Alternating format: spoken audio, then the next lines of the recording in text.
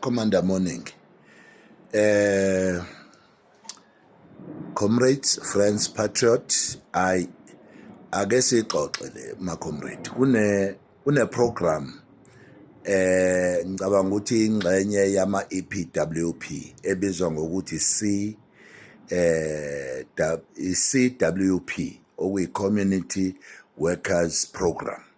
Sila eGauteng. eGauteng kune program ekhona yama CWP. Lama CWP aqalwe ngo 2010 ehola u400 rand. eGauteng kuluma ngeGauteng njalo. Ehub ye economy. Lama CWP now kulonyaka ahola u900 rand. Comrade, this is not fair. This is not fair. Kusho ukuthi lento ithi ama basic conditions of employment awabukwana kancane. Labor Relations Act ayibukwana kancane, and the exploitation is too high eGauteng when you talk about ama CWP. Bafowethu, senza kanjani ukuthi ekuholeni kwabantu abamnyama sibone kuxhaphazeka abantu bakithi ukudlula isikhathi sabamhlophe? Ngoba ngesikhathi sabamhlophe baxhaphazeka abantu, kodwa mangibuka lesi sikhona namhlanje, bafowethu nenza kanjani ukusibuyisela emuva kwisikhathi where we were marginalized by the white people and we were oppressed by the white monopoly. So now you are taking us back kulawo ma trenches of feelings ukuthi thina sake sacindezela, and nina nifaka ijoka elibhlungu kakhulu whereby izingane zabantu singakwazi ukubeka lesi sinkwa ke lokhu nicula ngaso ukuthi nisibeke etafuleni. Akusona isinkwa leso nisibeke etafuleni, but what you are doing, exploitation. COGTA, uminister waka-COGTA ukuhighlightile lento ethi abantu abadala baphume lapha kulama programs akwa EPWP nakwa CWP. But the thing is besingazi ukuthi kanti ubalekela ukukhokha ukuthi laba bantu angabakhokheli. Now laba bantu bafuna ukuyiphumela bona ke ama VSP, if you can call it, voluntarily locals service package. Mawubuka lento ithi why sinabaholi abamnyama? Kubaluleke ngani ukuthi ngempela sibe nabantu abagreedy, abantu who cannot assist? Khona abantu abangena, uma ungangena ngo-2010 uthi mawuphuma namhlanje kuthiwa awuphumi na provident fund, awuphumi na UIF, awuphumi na lutho nje. There is nothing actually ophuma nayo.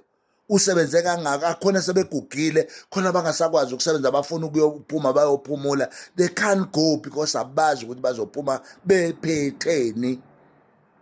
Hulumeni wakithi, you are embarrassing.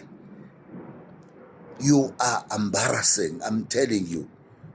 And you are making us so small in front of amazwe onke omhlaba ukuthi ungakwazi ukugqilaza abantu ezweni labo. So we are dealing with that as the MK Labor Desk. We are going to stand for them. We are going to make sure that every step of the way siyababamba samba nabo. Kusho ukuthi njengamanje we are dealing with the case. Siyayifaka icase yabo iyaphambili because sifuna kube khona ubulungiswa eSouth Africa. That's why the MK Labor Desk is here. Umsebenzi nomsebenzi semthatha serious. Comrades, ilokho engifuna ukusho nje ke today ukuthi today I was so shocked thola ukuthi khona abantu ekufanele ngabe bayophumula nabazukulu, they can't because abayitholile imali yabo. Uminister uvele enkosini. Vele enkosini, minister. You don't do justice, baba. I know ukuthi ANC ibulale kakhulu, but nawe do justice kubantu bakithi abamnyama ekufanele baphume bephethe imali kwa-CWP nakwa-EPWP akwazi ukuthi baphume bengaphethe lutho. Inini enihlalisa abantu kwi-program for almost 15 years and then after that nithi bangaphumi nalutho. Hayi bantu bakithi no ngeke.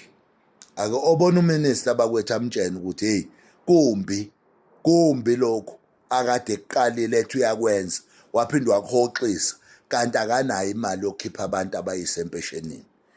Abantu abanikezwe noma i-compensation yokuthi kade besebenzela izwe 900. Ubani umuntu ongasebenzela u-900 ngalesi sikhathi? Kucace ba ukuthi lento ngokuka section 185 we-unfair dismissal no section 187 we-unfair labor practice ukhona la udinga ukuthi useklishwe abantu okuyibona abama-custodians of the law.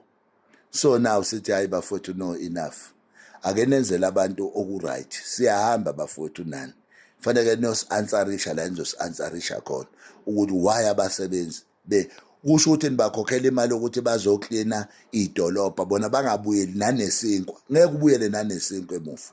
Ngisho abantu abahola impesheni abayiholi lento eholwa abantu abavuka ekuseni bayosebenza bacindezeleke beshayinela itiyela beqondisa umgwaqo benza yonke into abangayenza kodwa after that they get nothing. Bafowethu kubuhlungu amandla.